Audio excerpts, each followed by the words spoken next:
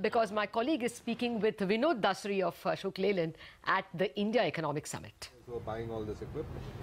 But do you see sort of a turnaround as far as the capex plan of the auto industry is concerned? Because, you know, festive season is here, everybody seems bullish, but we've seen capacity utilization is still far away from the 80-90% that we've seen in the past. The capacity utilization is coming up. I think it's different sectors. Last 3-4 years, it was the heavy sectors that did very well. Now you're seeing the light commercial vehicle doing very well. And I think with this festive season, it will do even more. We won't reach 100% capacity utilization, but I think we will reach what you're talking about, Ronojoy, is about 80-90% utilization if this continues for at least next 6 months. What are your friends telling you within the industry? How are they looking at the festive season? Could this be one of the better ones that we've seen in recent memory? Looks like it. I think everybody has got a lot of inventory that they've moved to the dealer end. There's a lot of retail happening. October end is Diwali, so hopefully there'll be a lot more optimism as we move this month forward. You know, interestingly, some of the commercial vehicle manufacturers have been telling us that how many people are delaying the purchases of trucks and buses because they expect up to a 10% price correction when the GST comes in. I shouldn't call it price correction, but a price reduction nonetheless. Are you seeing that on the ground as far as Ashok Leyland is concerned? You know, this is probably the most uncertain time. We used to be called a cyclical industry, and not worse, it's got volatile industry. Now it's an uncertain industry, but it's quite exciting. You know, April 2017 is a seminal point. You will have BS4 regulations nationwide for the commercial vehicle industry. At the same time, there will be GST. It's likelihood of GST. Here's the thing.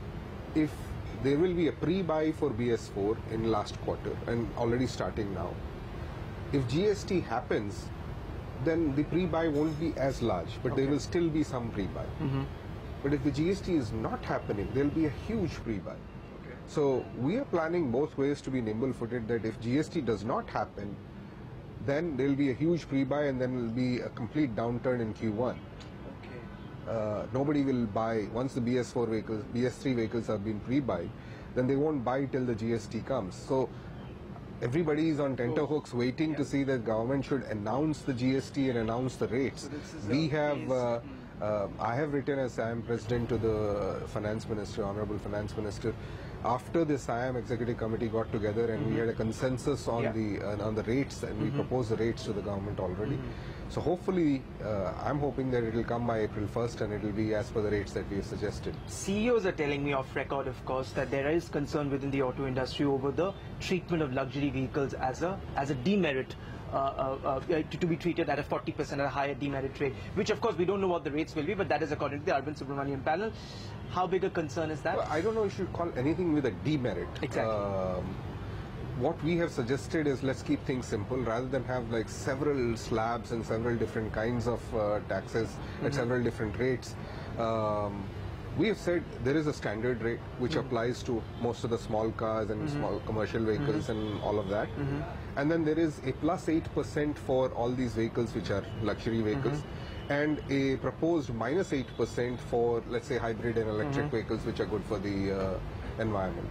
It's just very simple. They can choose the standard rate based on whatever is the tax requirement for the country. Tell me, Mr. Dasari, you know, now, you know, with the Indo-Pak tensions, will businesses now have to take geopolitical risks into account and sort of factor that in their business models and their business forecasts also? I don't think this Indo-Pak thing is going to affect businesses much. Because we saw the day when the surgical strikes happened, the markets reacted sharply. Markets were down at over 100%, over 500 points, sorry. And so there was a bit of concern, it seems, among investors. So from that standpoint, from business community standpoint... For the automobile industry, I doubt there will be any impact. And I don't think the automobile industry per se is worried about it. We have on our own saying, because we are the largest supplier of the logistics vehicles to the armed forces, we have put in teams of people on our own without any commercial interest to go out there to every army service camp and service these vehicles so that they are battle ready. So, you know, defense is a business which has got a lot of romance, a lot of sense of pride in it. And if anything, defense requirement will go up. So we don't expect a war, we don't hope for a war. But if there is I'm sure India is prepared. Two last questions, and allow me to ask you a couple of questions on on Ashok Leyland's proposed merger with a merging of Hinduja Foundries. There's been a lot of investor concerns, and many are wondering that, that your policy over the last couple of years has been to exit from your non-core business and focus on the core business. Are you diluting that vision that you've had? Well, first of all, let me step back and say the heart of a truck is an engine. Okay, how the engine performs and how the engine will perform in future, when it goes from BS4 to BS6 in a matter of 3 years, nowhere else it has been done in the world. The engine will define how a company performs. For an engine, you start everything from a casting all the way to exhaust after treatment system. We have a company that we manufacture the engine ourselves. We have a company that we own in Germany that makes exhaust after treatment systems, and we have a company that makes that's 100% subsidy, and so this will also be 100% company owned by us. All the way, the technology can go seamlessly from one end to the other. The second thing is, we believe that by putting in the management philosophy that we have had at Ashok Leyland in turning around businesses, we believe we can turn Hinduja Foundries around much faster. 95% of our castings come from Hinduja Foundries. Exactly. God forbid something should happen to that, the first person to suffer will be Ashok Leyland.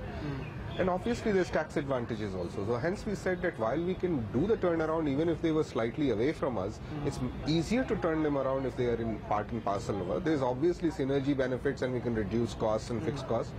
But at the same time, we can also leverage the tax benefit. But can you at least say that in the short term it will impact your cash flow since you'll have to fund their losses? No, I mean, they're almost reaching EBITDA positive already. Okay. So we've put in a team for the last 6 months. I think they will be accretive in less than 2 years. And I don't think they will have a huge requirement of cash from us. Won't hold you back anymore, Mr. Vinod Dasari. Thank you very much. Thank you very much. Stay tuned to our live coverage here on Facebook and CNBC TV 18 with lots of guests. Stay tuned to this channel.